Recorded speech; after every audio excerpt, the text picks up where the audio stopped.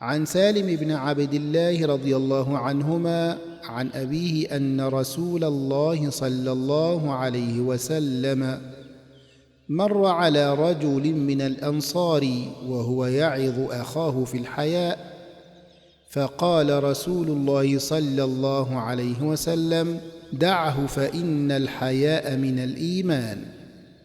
رواه البخاري.